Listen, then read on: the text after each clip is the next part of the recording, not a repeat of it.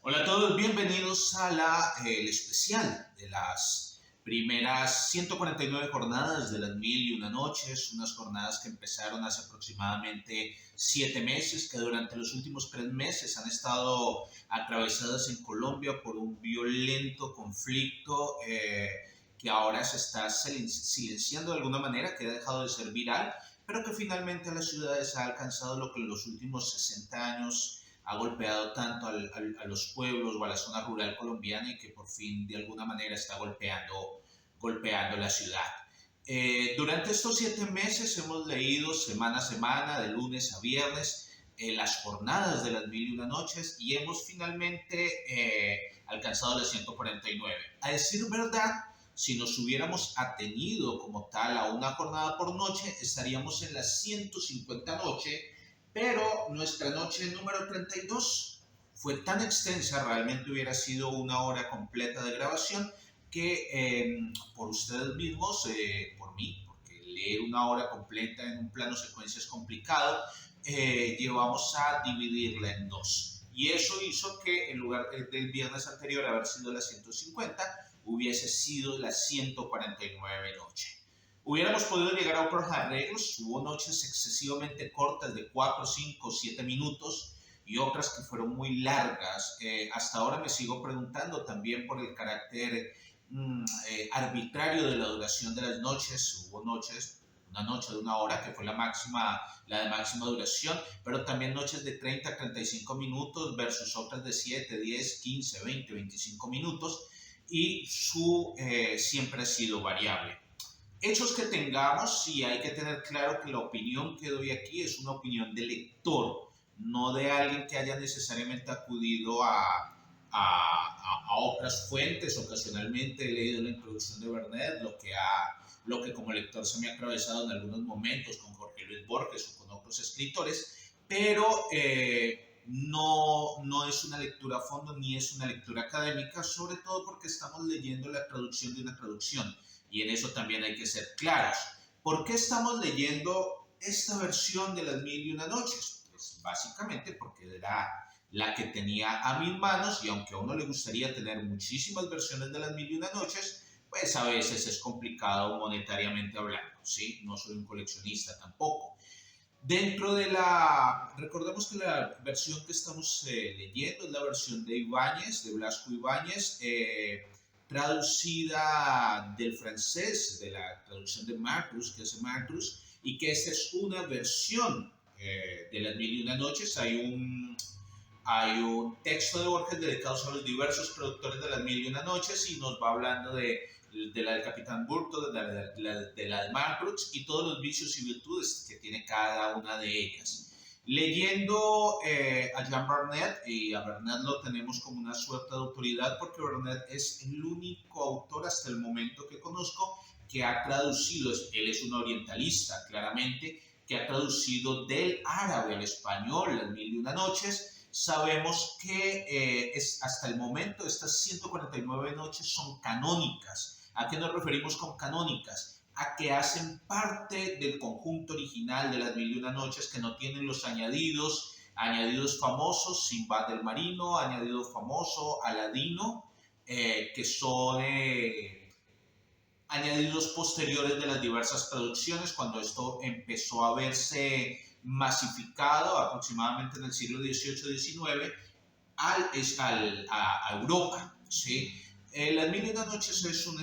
son registros muy antiguos, de obras muy antiguas, y deben tener diversos sustratos. Sabemos que hay elementos, obviamente centrados todos en Medio Oriente, pero sabemos que vienen elementos tanto árabes como egipcios, probablemente babilónicos, no sé a ciencia cierta, y que todo esto ha ido alimentando las Mil y Una Noches. Es decir,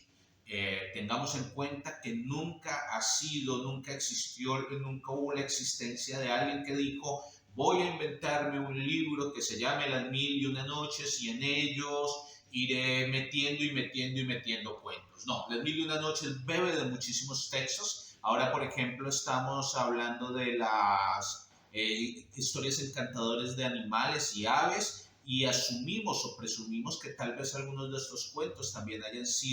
son sacados del Calila y Digna, que es otro gran hilación de cuentos. ¿Qué nos ofrece Las Mil y Una Noches que no nos ofrezca otro tipo de cuentos? Nos ofrece el encadenamiento de cuentos, esta sucesión de cuentos, de un cuento dentro de otro cuento, dentro de otro cuento, que luego comienza a deshacerse, que autores como Ted Chiang, por ejemplo, en Exhalación, o el Atlas de las Nubes, por ejemplo,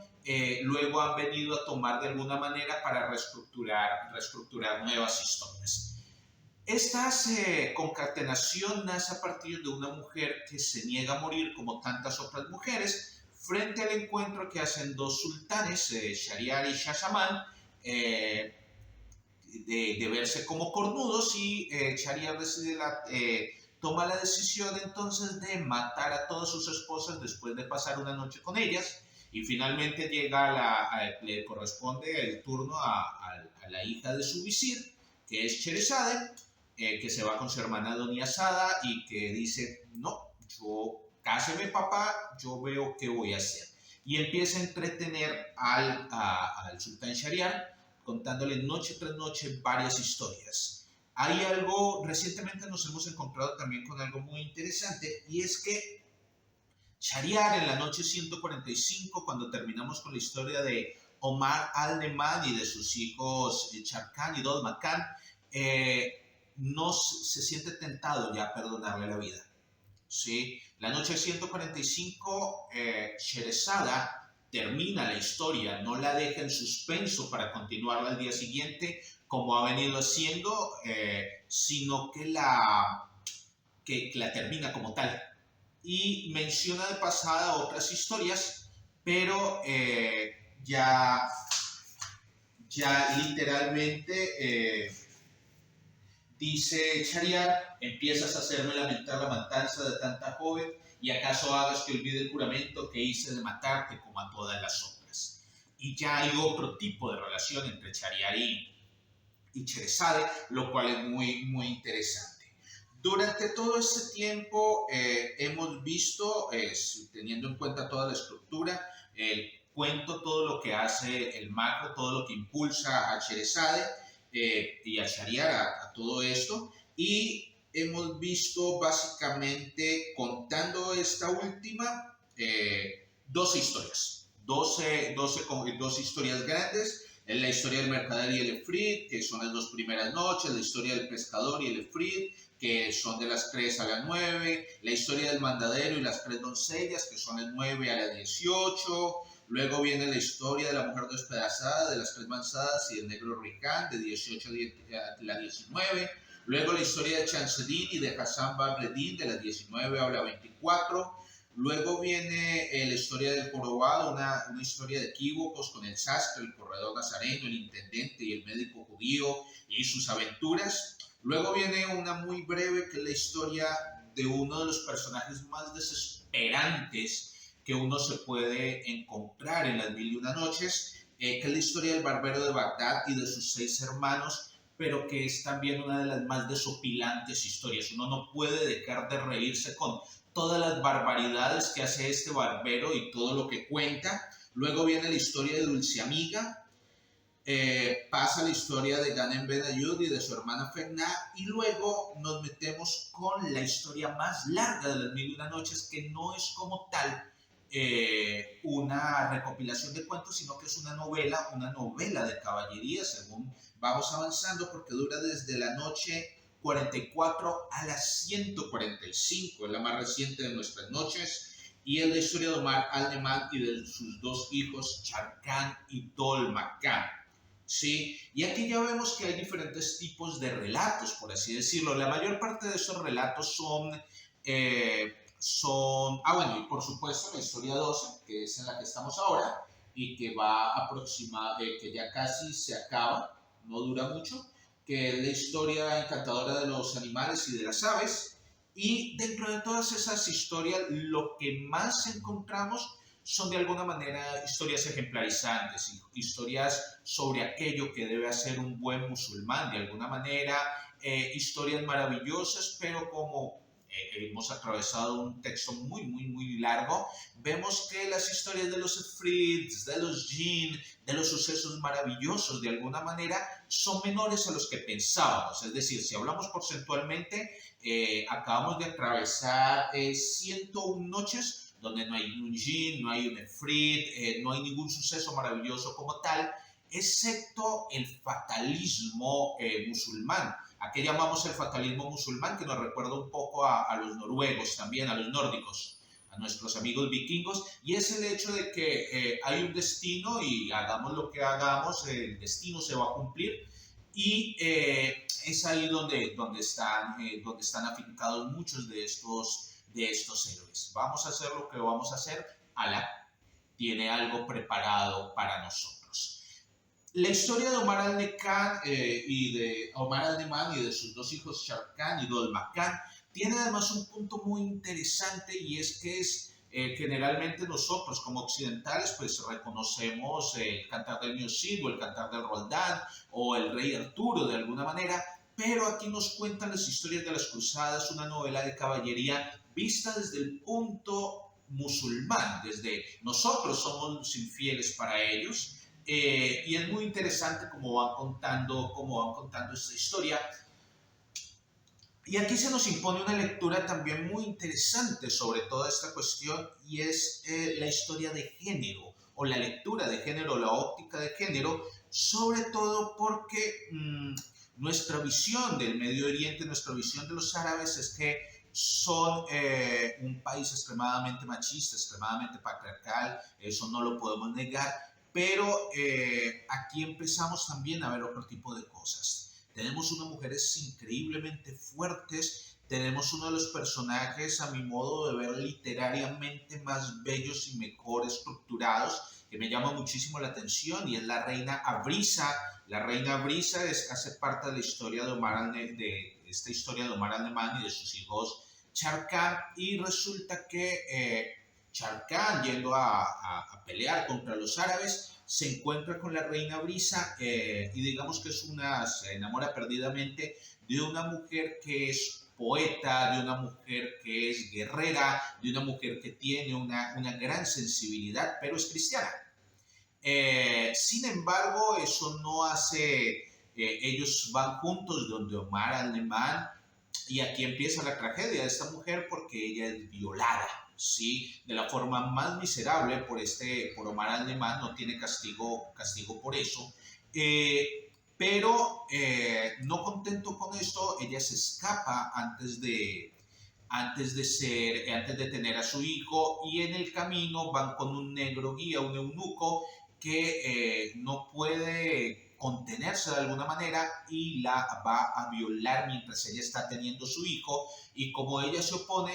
finalmente la traspasa con su espada, y es una de las historias más terribles, más dolorosas que hay, porque además es un personaje absolutamente, como ya lo he dicho, absolutamente maravilloso dentro de las mujeres, y como contraposición hay otro personaje cristiano absolutamente admirable también en su maldad y en su crapulencia, que se llama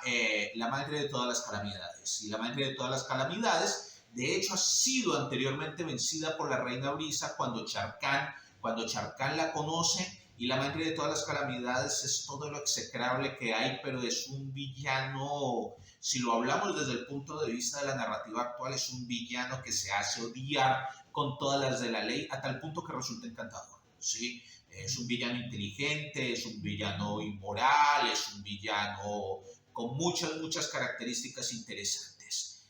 Hay otros personajes femeninos muy interesantes. Bueno, no recuerdo en este momento el nombre, pero una de las historias que se va contando ya hacia el final de esta novela de caballería es que Dol Makan, cansado del sitio de Constantinia, exige de alguna manera una historia que relaje a todos, y se cuenta la historia de Sisa y el príncipe Diadema. Y en esta historia nos topamos con uno de los personajes más imbéciles, detestables y cretinos que hay, que se llama Sis, una mujer maravillosa llamada Sisa, aunque un poco tonta también, y una mujer que es pintada de alguna manera como la mala, ¿sí? Y que resulta que de alguna manera se enamora perdidamente de Asís, lo vela durante un año de su desaparición y finalmente por incumplir su juramento lo castra. Pero esta mujer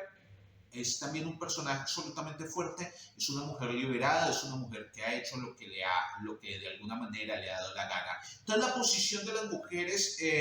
ha sido bastante interesante, no tenemos necesariamente mujeres todo el tiempo sumisas, tenemos unas grandes mujeres protagonistas dentro de este dentro de estos relatos hasta el momento. Tenemos grandes héroes, Sharkan ha sido un gran héroe, tenemos también personajes despreciables. Omar al-Neman fue absolutamente despreciable con Abrisa. Asís ha sido un completo idiota. Hemos tenido al mandadero, por ejemplo, la historia del mandadero y las tres doncellas que se vio metido en algo que estaba más allá de él. ¿Sí? ¿Qué esperamos encontrarnos a continuación? Bueno, esperamos encontrarnos después de todo esto con hechos maravillosos. Pero voy a abrir un paréntesis aparte porque también me llama la atención, reitero que hay que tener en cuenta que eso no pertenece a una sola época, también que el islamismo, como lo vemos ahora, es un retroceso a un islamismo ortodoxo que ha sido implantado en muchas ocasiones por motivos políticos en varios países del Medio Oriente y enfatizo nuevamente, no soy orientalista y no soy un conocedor, mi opinión es simplemente la de un lector, pero también hemos visto a pie de página ciertos elementos acerca del homosexualismo, del interés de hombres hacia otros hombres que se ven en una historia de cuando el príncipe Diadema y Asís están yendo están portándose como mercaderes y llegan finalmente donde está Sedonia, al reino de Sedonia, y ellos son acogidos por un hombre al que le gustan los hombres, y este hombre hace sus delicias porque el príncipe Diadema y Asís lo acicalan, lo masajean, están ellos en toda su desnudez, y este hombre es feliz, nos dice directamente que le interesan los hombres, perdón, y entre más jóvenes mejor, así que no estamos hablando solamente de jóvenes, sino que estamos hablando tal vez algo de pedofilia. Sin embargo, no pasa nada más con este personaje, y señalo que no pasa nada más es porque me llama la atención que en estos momentos donde la intolerancia tan grande hacia el homosexualismo que se da en los países árabes está tan remarcado y tan señalado, en este momento, sin embargo, parece tener un hecho menor, es decir, no es algo aceptado de todas maneras, es algo motivo de alguna manera de burla como se hace en esta jornada, pero no es algo castigable como tal, es decir, no es algo que haga que te lleve a un rechazo ni que te lleve a la muerte como tal, que es lo que estaría sucediendo hoy en día. Y otro punto es cuando en la última noche suceden un montón de cosas también, aparece el beduino que ha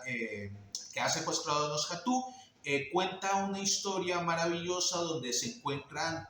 ante una pareja, hombre y mujer, y él no sabe a cuál mirar, porque los dos son igualmente hermosos, y él no sabe si es más hermosa la luna, el sol, o la luna en cuarto creciente, queriendo decir que ambos son absolutamente maravillosos. Aquí estamos hablando también de un elemento de homoerotismo que está muy lejos de alguna manera de lo que está sucediendo hoy en Medio Oriente y donde la homosexualidad está siendo tan rechazada, visto de esta manera tan retrógrada y brutal, ¿sí? Entonces nos hemos encontrado con todos estos elementos como dignos de atención. Hemos tenido 149 noches, estoy simplemente retomando algunos de los puntos que más me han llamado la atención o que más me han interesado, rescatando algunos de los personajes y poniendo algunos caracteres de relieve. Esperaríamos que en las próximas noches nos encontráramos con personajes maravillosos y también esperaría en lo personal empezar a encontrar diferencias dentro de las versiones, es decir, que tal vez ya nos empecemos a encontrar con algunas versiones no canónicas que incluirían Macrus en esta versión de las Mil y Una Noches. También, de pronto también más historias. Ahora, por ejemplo, con las historias encantadoras de animales y de aves, nos hemos encontrado con una diferencia, y es que estas historias son una después de otra, no están entrelazadas como tal, y pareciese proceder de otra fuente. Son historias sumamente ejemplarizantes, y bueno, vamos a ver cómo se siguen diversificando este tipo de historias a lo largo de lo que nos queda, y espero encontrarnos nuevamente con ustedes en un nuevo pequeño especial o más grande especial, dentro de cuando lleguemos a la noche 300. Y les hago una invitación también: cualquier pregunta, cualquier observación, cualquier punto de discusión o de profundización que podamos tener, déjenla aquí en las observaciones, para poder seguir conversando acerca de este tema. Cuéntenos acerca de cuáles son sus puntos de interés, qué les ha llamado tanto la atención sobre estas lecturas que hemos tenido hasta ahora. De nuevo, muchas gracias por su atención. Nos veremos el próximo domingo con otra historia ilustrada, y esperemos encontrarnos en algún tiempo, en otros 7 meses, superado ya el primer año, en la 300 noche, con un nuevo especial sobre las Mil y Una Noches. Muchas gracias.